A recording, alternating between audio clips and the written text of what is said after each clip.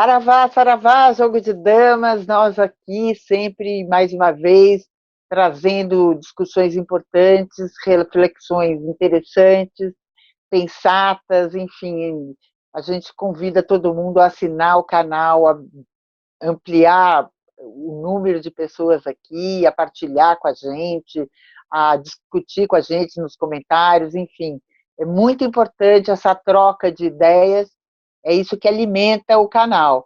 A gente se alimenta também dos comentários de vocês, então não deixe de seguir a gente no Jogo de Damas JDD, no YouTube e no Facebook. A gente responde, enfim, as perguntas, a gente está à disposição.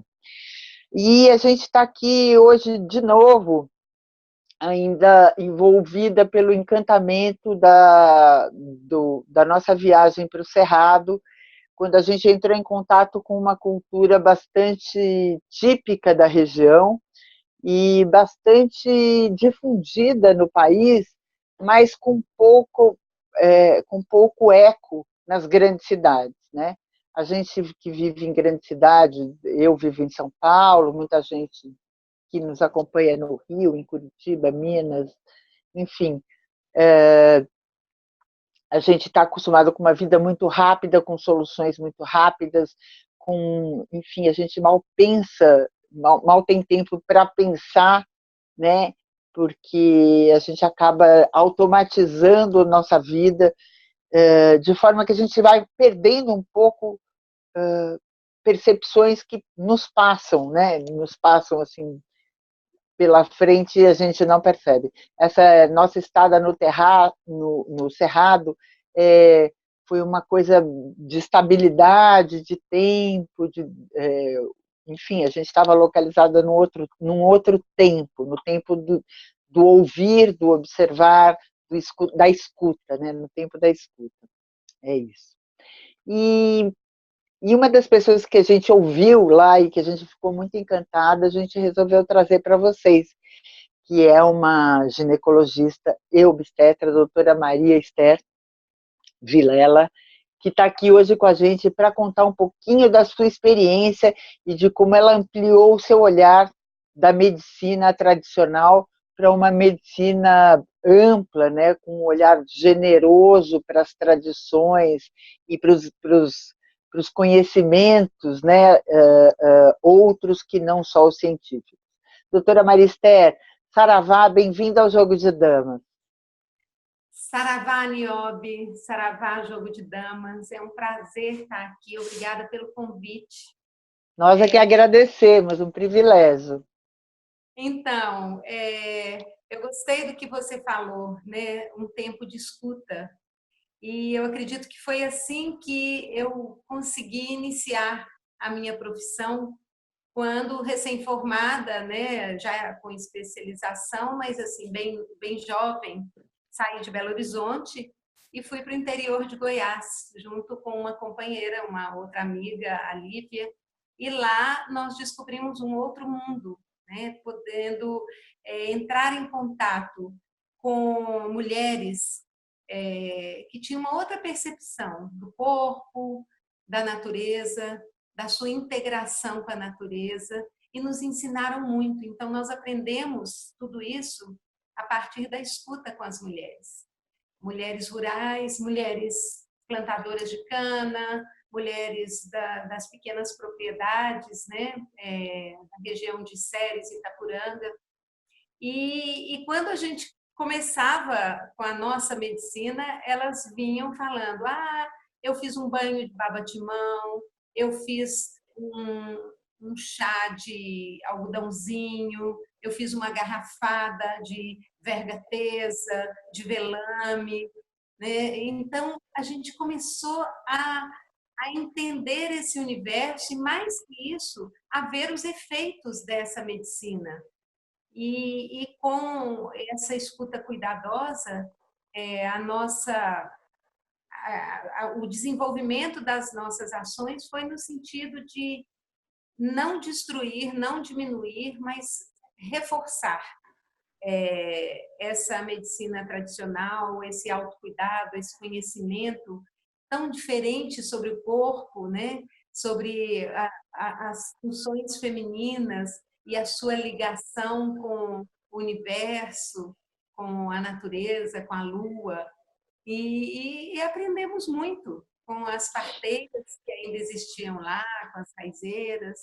Doutora, minha pergunta é quase que óbvia, mas talvez seja importante a gente partir desse princípio.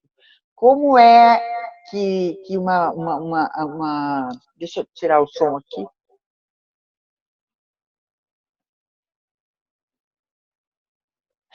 Como é que uma pessoa com uma formação formal, né, e tradicional, baseada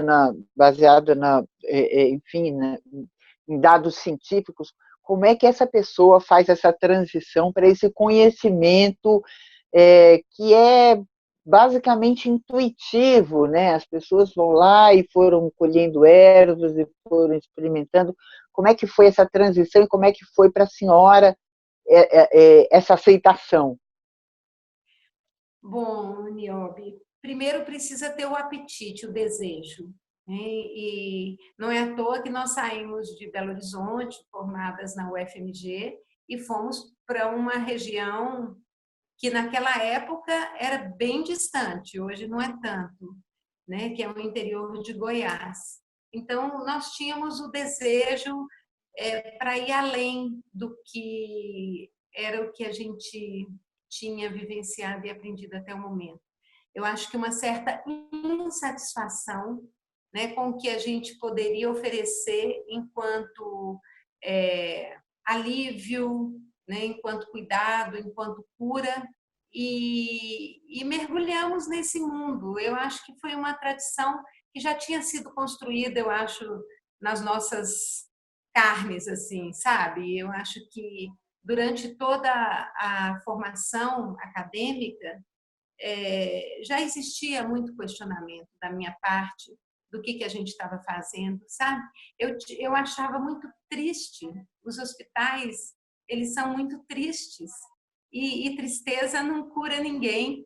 Então, eu tinha um desejo de superar aquela medicina que era uma certa pobreza, porque é um monólogo, né? É você com os protocolos, as pessoas ali são um pouco objetos, né, de estudo.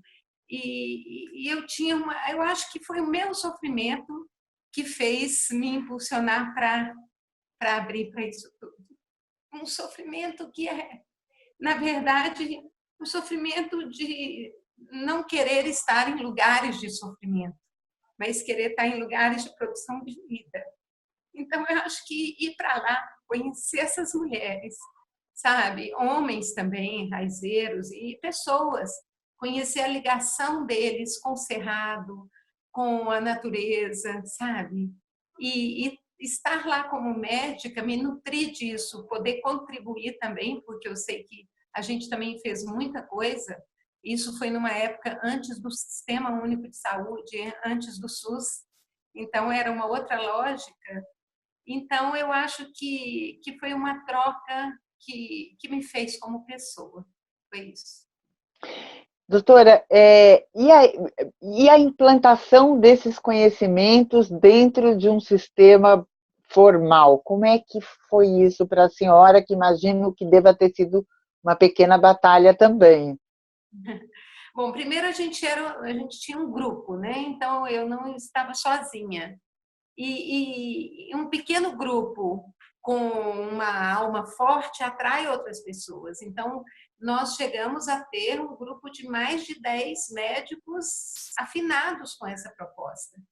E chegamos, tem que pensar que nós estávamos numa condição privilegiada, um hospital filantrópico ligado à Diocese de Goiás Velho, cujo presidente era Dom Tomás Balduino, bispo avançadíssimo, né, o bispo dos índios, e que nos dava total liberdade e autonomia para criar isso. Tinha a pastoral da saúde em toda aquela diocese, e nós fundamos ali no hospital um centro de terapias naturais, que onde produzíamos pequenas manipulações de tintura e pós, pomadas, pomada de erva de bicho maravilhosa para hemorroida, ficou famosa na região.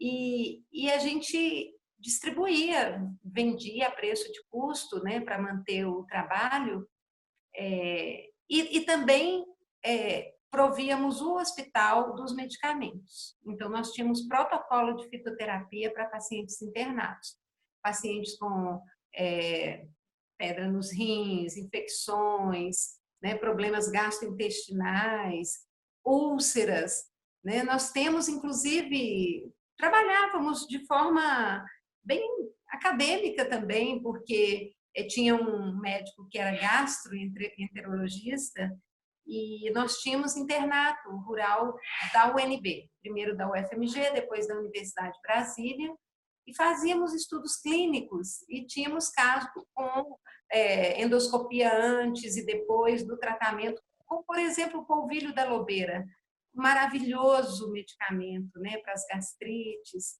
e outros problemas intestinais. Então, nós trabalhávamos nesse duplo sentido, né, no sentido um pouco acadêmico de registrar todos esses atendimentos, no sentido de fortalecer, primeiro fortalecer o que as pessoas já sabiam, o que elas já tinham como conhecimento. Nunca diminuir, destruir um conhecimento tradicional. Então, era reforçar o que elas já sabiam e faziam, era promover, através de quem não sabia, poder promover encontros com essas pessoas. Então, a gente fazia, nós tínhamos um salão ali que fazíamos ali capacitações, encontros. Então, a gente chamava os raizeiros, o seu João, lá de Sancrelândia, vivia junto com a gente lá. Fazíamos dias de campo com os alunos da UNB, né, para que eles conhecessem o bioma cerrado e toda a riqueza, inclusive medicinal. Nós tínhamos um horto medicinal também no hospital e tratávamos ambulatorialmente também os pacientes. Então, era um movimento junto com as comunidades, porque era um hospital muito ligado às comunidades. Então, tinha um movimento com as comunidades, um movimento com o saber tradicional, né? Um movimento com formação de profissionais. Nós fizemos a formação de 10 equipes de saúde da família da região com as plantas medicinais fitoterapia. O primeiro módulo, a gente chamava o seu João Raizeiro para falar para eles, para entender que o que a gente estava falando de fitoterapia é um conhecimento cuja fonte desse conhecimento foi o conhecimento tradicional, sobre uma outra racionalidade. O conhecimento tradicional, ele parte de uma interação com a natureza, com as plantas, muito intuitiva. É uma fonte de conhecimento que a nossa medicina, e eu mesma, eu não tenho acesso. Eu não sei, por exemplo, como que um raizeiro, uma pessoa detentora de conhecimento tradicional, entende o valor daquela planta, né? Eu sei que o meu olhar é reduzido em relação ao que é esse grande conhecimento. E eu tenho o maior respeito por esse conhecimento, né? Então, é isso. Não, ouvindo a senhora, assim, me veio à cabeça que como é precioso, né, essa interação, né, esse poder trabalhar juntos, né, com essa escuta sensibilizada, né, com esse olhar sensibilizado de um para o outro, né. Queria saber como é que foi esse encontro de vocês, médicos, de uma medicina formalizada com os raizeiros, com essa medicina intuitiva, com essa medicina ancestral, que vem disso que a senhora falou, vem da alma, né? Não tem uma explicação lógica ou científica, é uma sabedoria que vem da vivência e da alma. Como é que foi esse encontro? Se houve resistências, como é que acontecia isso? Olha, foi muito interessante, Niobe, porque nós fazíamos sessões clínicas onde, por exemplo, alguns casos graves, um caso de um câncer de estômago, de uma pessoa idosa que não quis tratar, por exemplo, com a medicina oficial, né? Aí o doutor Vitor, ele tratou basicamente com polvilho de lobeira, espinheira santa e outros medicamentos fitoterápicos, né? E houve remissão desse câncer. Mas quando a gente fazia essas sessões clínicas, a gente chamava o seu João, chamava a dona Maria Luísa, e ele falava a visão dele do caso do ponto de vista de como ele enxergava, sabe? E como o tratamento, que basicamente era o mesmo, mas a forma como ele enxergava a planta na interação com essa pessoa é diferente. Então, enriquecia demais. Não houve choque, sabe? Eu acho, Niobe, que esse encontro era um encontro desejado, era um encontro almejado por nós. Fazia parte, eu acho, de uma escolha ético-política desse grupo. Então, já fazia parte de toda uma escolha de vida, né? Uma escolha de vida, uma escolha de como destinar a sua profissão. Então, eu acho que foi um encontro de amor mesmo. Um encontro que para eles também foi muito importante, ter médicos que respaldavam o que eles faziam, né? Não é fácil. A gente teve muito problema com os de fora, né? Então, por exemplo, junto com esse trabalho do hospital, a gente fez um trabalho na atenção básica de uma cidade também, Santa Isabel. E lá nós fazíamos pequenas manipulações comunitárias, sempre com as pessoas da comunidade. Fazíamos as tinturas que ficavam na pastoral. E quando eu receitava na saúde da mulher algum medicamento, eu receitava e falava para ela ir lá pegar o medicamento, certo?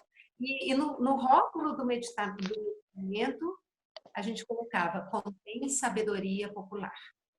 Então, Que bonito isso. era muito legal. Só que nós fomos denunciados. Começou a ficar tão famoso, sabe? A gente começou a substituir o Rivotril por um composto sedativo muito bom, sabe? Que fizemos com o mulungu, que é uma árvore do cerrado, junto com a passiflora.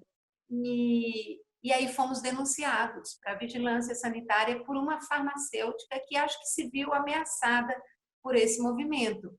E aí nós tivemos que parar, o movimento da pastoral também acabou, e isso intimida os raizeiros, né? Como foi com as parteiras sumiram de Goiás. Uhum. Do Também, Brasil, né? Do né? Brasil. Agora parece que houve aí, está vendo, né, esse movimento, né, das doulas, né, de recuperação, mas enfim, a gente sabe que elas Pessoas já foram, estudadas, não né? são as parteiras calungas, por exemplo, né, lá de Cavalcante, que são mulheres analfabetas, né, mulheres que o conhecimento do parto que elas têm, né, aquela força, aquela sabedoria, elas não sabem nem dizer muito. Elas estiveram no nosso hospital, nós fizemos um intercâmbio, 40 parteiras calungas passaram por lá em dupla, para poder verem como é o parto no hospital, e elas contando um pouco do parto, como elas acompanham, mas o conhecimento também, apesar de ser um conhecimento intuitivo, ele é pouco verbal. Elas sabem, eu sei que elas sabem, pelo olhar, como elas olham para a mulher, mas elas não precisam, nunca precisaram, né? A dificuldade de traduzir esse conhecimento em palavras, entendeu? Então, é um conhecimento que a gente precisa proteger muito as pessoas e a fonte de transmissão, porque senão ele tem muita chance de se acabar rapidamente, ser substituído aí pela indústria farmacêutica que já entendeu que a fitoterapia é importante, né? E começa a substituir essas outras formas de cuidado, né? É, Mais mais Não, frequente. a minha pergunta era exatamente essa.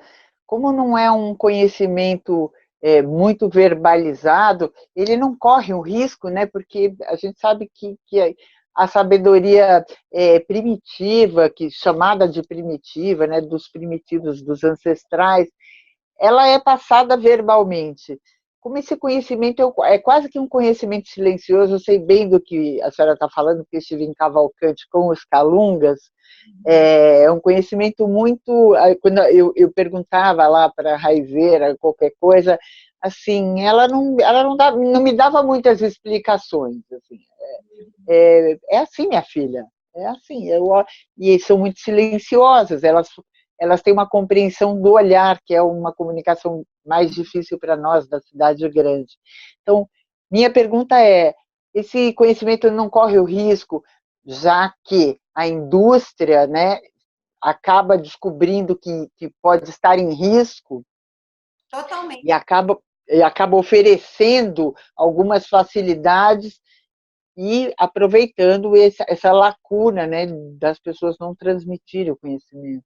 Principalmente a própria medicina, porque, olha, 70% das plantas hoje registradas e já validadas cientificamente, né, como medicinais, vêm de um conhecimento tradicional. E só que quando você é, pega esse conhecimento como científico, você também você enfraquece, desmoraliza o conhecimento tradicional. Eu estive com farmacêuticas, né, assim, de órgãos públicos que falavam o seguinte: olha, é, o jeito que o raizeiro faz é um jeito muito arriscado, porque ele fala que ele põe um punhado de planta.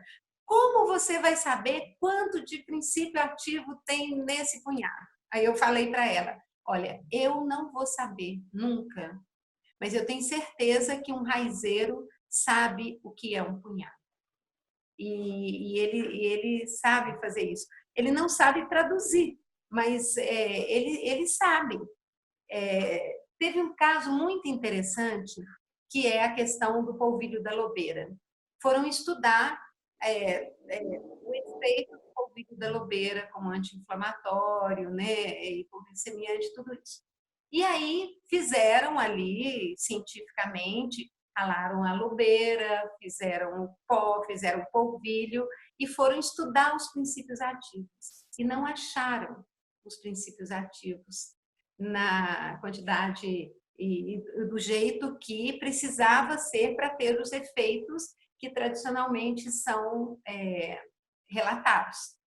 E aí, diz que ficaram muito assim, até desanimados, assim, né, decepcionados, porque o polvilho da lobeira tem um uso tradicional muito grande em Goiás, em todo o Cerrado, né? Uhum, uhum. Aí depois foram conversar com as pessoas que faziam o polvilho da lobeira e viram que essas pessoas, elas ralam a lobeira à tarde, ralam, deixam na água para só no outro dia fazer o polvilho. E aí eles resolveram fazer da forma tradicional, porque eles não tinham observado esse modo de fazer. E aí, dessa forma, conseguiram extrair os princípios ativos. E viram que existe um processo de fermentação, né, que é o que potencializa os princípios ativos que tem na lobeira. Ou seja, não foi com essa lógica que as pessoas falam, e elas falam, a lobeira você tem que ralar à tarde e deixar descansar à noite para no outro dia fazer. Como eu fico muito admirada como essas pessoas sabem disso, né? Não foi por acerto e erro, não precisaram fazer tanto acerto e erro assim. Foi por alguma outra fonte de sabedoria onde a coisa vem, né?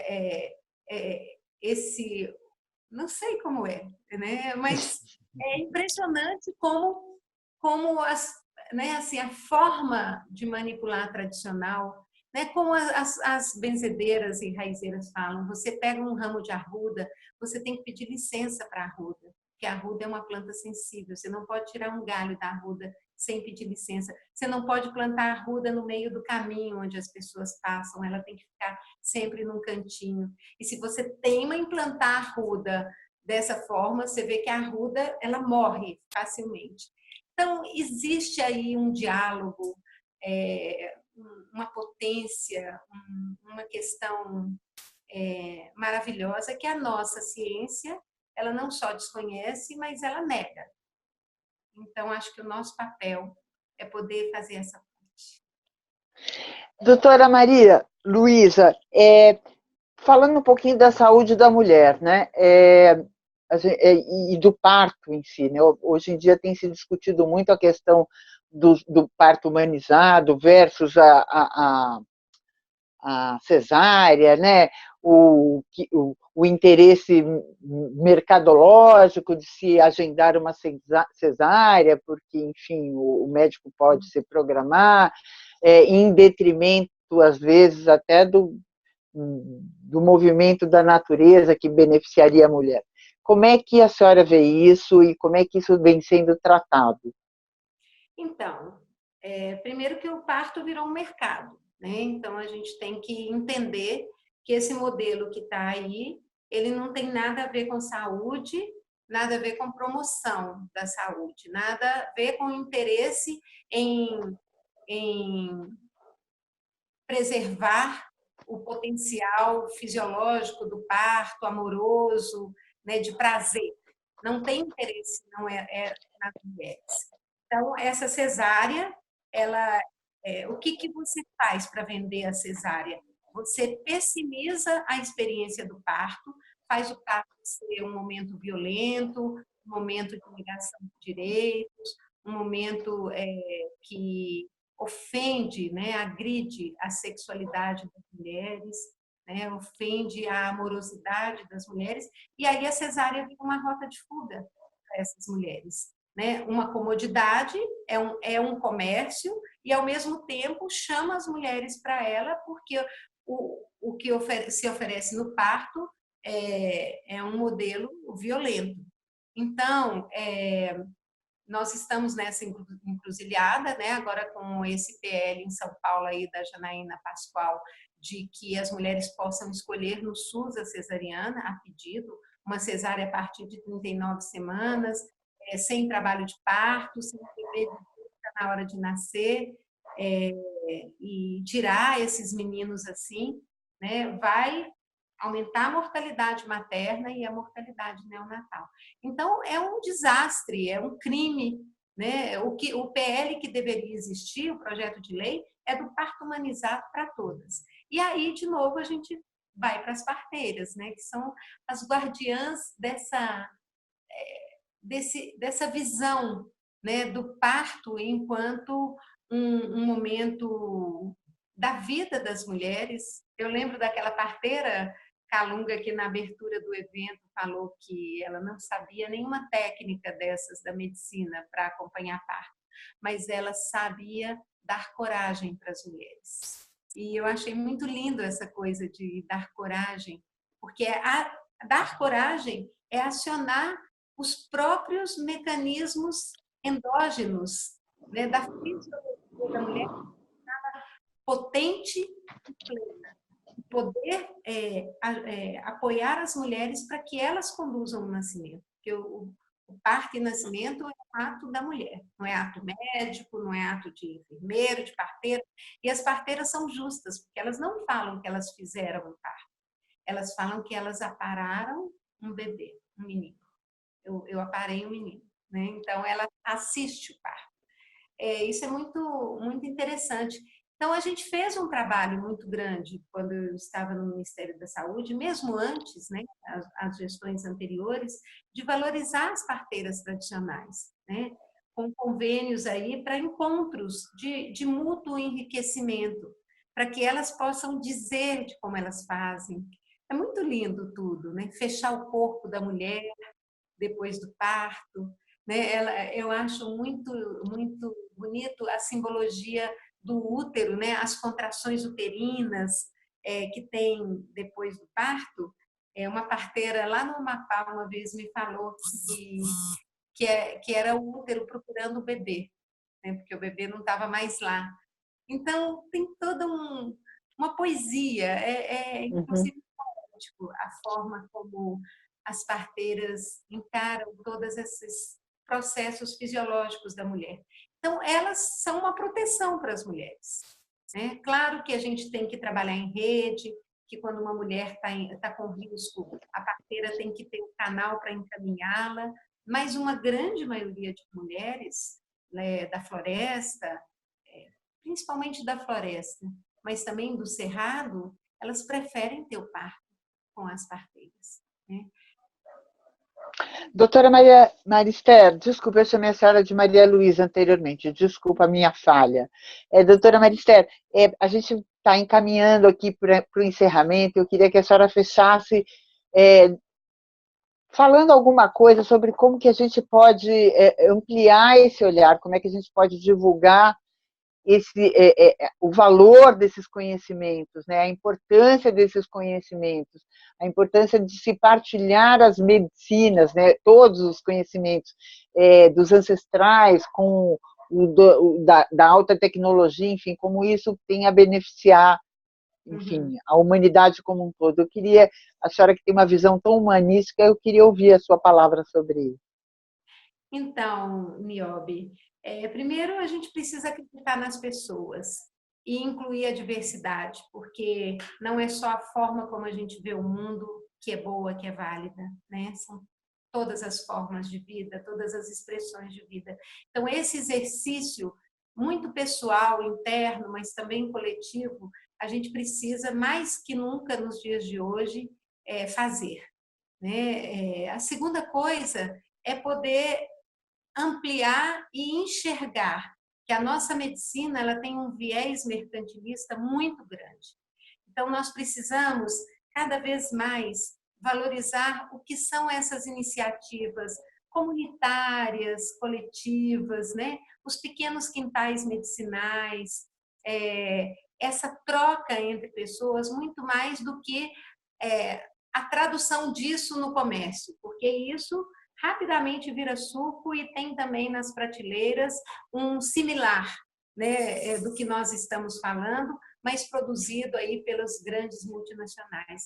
Então, trabalhar com comércio solidário, né, com a troca solidária, é uma forma de nós mantermos vivos essas comunidades, o saber tradicional e nós, enquanto pessoas humanas. Eu acho que isso é o que vai nos fortalecer para não sucumbir a né, essa mão de ferro que vem sobre qualquer forma de criação, de invenção múltipla aí de nós, não só humanos, mas na nossa interação com os bichos, com as plantas, né, com todas as formas de vida. Então, eu acho que é um grande movimento, um movimento de vida, um movimento de conservação, um movimento de alegria. Eu acho que a gente tem que estar firmes aí. Gente, esse é o Jogo de Dama com a doutora Marister, que ela é ginecologista, obstetra, tem uma visão bastante humanística e bastante partilhada, né? Não sei se esse seria o termo, doutora, mas assim, de partilha, de ouvidoria, assim como o Jogo de Damas se propõe a ser, né? Aqui falando um pouquinho sobre a experiência maravilhosa que ela teve como médica, quando ela se propôs a ouvir e a enxergar outros conhecimentos, né? Outras formas de conhecimento que realmente a nossa cultura não sabe nem como traduzir. E não é por isso que eles devem ser desvalorizados, muito pelo contrário, é um conhecimento que está bem disponível para todo mundo, é barato, é simples, né, doutora? E talvez isso incomode, né, os grandes comerciantes eu costumo dizer que é o comércio da doença, né? Os mercadores da doença. Eu queria agradecer a senhora, doutora, assim, muito obrigada, fiquei muito sensibilizada com esse programa, de conhecê-la também, porque a gente gostou muito da sua fala lá lá, quando a gente esteve lá em Alto Paraíso, na abertura do encontro dos raizeiros, parteiras, enfim, pajés, e agradecer imensamente a sua contribuição à saúde desse país que anda tão adoentado e tão perdido na sua própria, da sua própria cura, né? E, enfim, era isso. Eu queria muito agradecer todo mundo, convidar todo mundo para assinar o canal. E muito obrigada. Saravá, doutora. Saravá, Niobe. Um abraço para todos que estiveram com a gente aqui. Um abraço, volte sempre, a casa é sua. Muito obrigada, tá? Até logo.